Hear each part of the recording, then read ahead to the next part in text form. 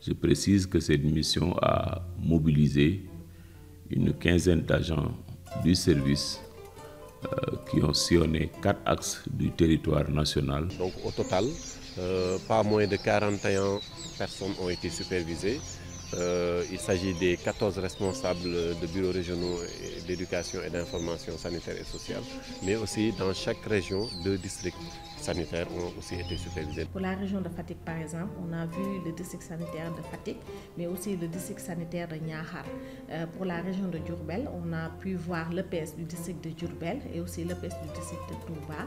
Et enfin, pour la région de Thiès, on a vu Popenguine et on a vu le district de Thiès. Et enfin, pour Dakar, on a pu aussi voir l'EPS et toute l'équipe de communication du district sanitaire de Rufisque, mais aussi on a visité le poste de santé de HLM. Donc tous, dans l'unanimité, ont vraiment insisté sur le renforcement des capacités, surtout dans le cadre de la communication sur les risques et l'engagement communautaire. Donc sur place aussi, les équipes des superviseurs se sont rendus compte que quand même il y a un besoin quand même de renforcer la disponibilité en support de communication, que ce soit des supports de communication sur les risques, mais aussi des supports de communication sur les programmes prioritaires.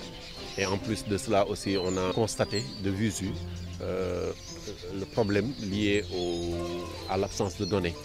Voilà, dans le DHIS2. Donc c'était un moment d'échange, un moment fructueux d'échange où on a pu discuter longuement sur les besoins des acteurs de la communication. Le besoin de disposer de logistique roulante a été souvent cité comme principal besoin par les intervenants au niveau opérationnel. D'autres aussi ont manifesté le besoin vraiment d'avoir une unité mobile de communication, c'est-à-dire un véhicule équipés en matériel de sonorisation, mais aussi en matériel de projection, pour leur permettre non seulement de réaliser des caravanes, mais aussi de faire des radiocrochets avec des projections de films. Donc les gens ont apprécié cette visite d'une manière générale. L'ensemble des personnes supervisées, rencontrées, interviewées, ont pu quand même apprécier un peu cette visite, que ça soit les responsables de structures, comme les directeurs régionaux, comme les médecins-chefs de district qu'on a pu voir. Donc ils ont apprécié qu'il y ait une équipe du SNEPS qui descend sur le terrain pour voir un peu comment les choses se passent et qu'est-ce qu'il faut peut-être renforcer pour les prochaines étapes. Je vais d'abord remercier le SNES pour avoir organisé cette mission qui est extrêmement importante.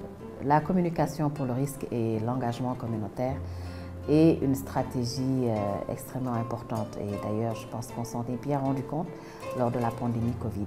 On a une bonne collaboration avec ces communautés, surtout les acteurs communautaires, comme le réseau des Badjanouko, le réseau des OCB et le réseau aussi des pères éducateurs, qui nous aident beaucoup dans certaines activités. J'aime beaucoup cette supervision que le Service national de l'éducation sanitaire et sociale réalise de manière semestrielle au niveau de nos régions. Aujourd'hui, nous avons été à Makakoulibantan. Nous avons rencontré un REPS qui est nouveau. Donc là, nous sommes satisfaits déjà de votre venue. C'est une supervision formative, je peux dire. Nous avons apprécié tous les domaines ou bien thèmes développés aujourd'hui. Et nous vous remercions déjà et nous souhaitons qu'il y ait d'autres supervisions d'ici la fin de l'année pour que nous puissions nous améliorer davantage. J'apprécie bien la supervision parce que vraiment ça nous a apporté une motivation, mais aussi ça nous a renforcé en termes de connaissances. Et aussi cette occasion nous a permis d'évaluer en tout cas ce qui manque en termes de support de communication.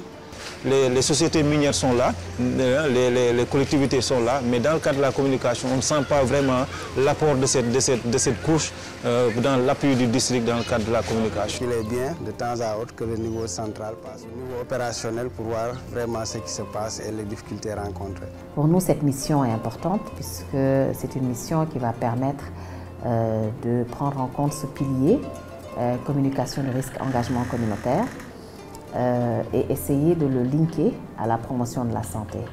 Je pense que ça fait partie des dispositifs qui vont permettre une pérennisation de tous nos acquis dans le cadre de la communication de risque et de l'engagement communautaire. Donc c'est une mission très importante et on remercie les partenaires. Vraiment, nous remercions vivement l'OMS pour cet appui, aussi bien technique que financier. Donc on a vu depuis vraiment, je peux dire, bien avant même la Covid-19, l'OMS était là pour accompagner le SNES dans la promotion de la santé d'une manière générale. Et avec l'apparition de la Covid-19, on a vu quand même leur présence dans l'appui, dans la mise en œuvre des interventions de communication sur les risques et d'engagement communautaire. Donc c'est une innovation. Et la deuxième chose qui permet de dire que la supervision s'est bien passée, c'est que c'est une supervision formative qui a permis de déceler un peu ce qu'il y avait comme couac avec surtout les nouveaux EIPS, de pouvoir les renforcer dans ce sens, notamment surtout l'utilisation du DHIS2. Alors, je pense que l'OMS est là pour appuyer le ministère de la Santé et dans le volet communication également, nous continuons à appuyer le ministère de la Santé et particulièrement le Service national de l'éducation sanitaire et sociale qui, à son tour, appuie le niveau opérationnel. Pour cette supervision, 2 districts ont été retenus. Mais si on continue dans cette lancée, nous allons rester 3 ans avant de pouvoir couvrir la région parce que nous avons 7 districts. Et la proposition donc que nous donnons au SNES, c'est de pouvoir augmenter le nombre de districts à superviser par semestre. Par rapport aussi à l'OMS, la recommandation que nous donnons, effectivement, c'est de les demander d'appuyer la région par rapport à la concrétisation de toute action qu'on a prévue dans le cadre de la communication de risques et d'engagement communautaire, mais aussi de nous appuyer pour les revues, n'est-ce pas, trimestrielles des activités de communication. C'est l'occasion pour moi donc de remercier encore au nom de M. le ministre tous les agents du SNEPS, de remercier le partenaire technique et financier, notamment l'OMS, qui nous a permis de prendre en charge cette grande activité de supervision. Je confonds à ces remerciements les DSR et les responsables des PREPS et les EIPS qui n'ont ménagé aucun effort pour accueillir les équipes, bien s'entretenir avec eux et mettre à leur disposition toutes les informations sollicitées.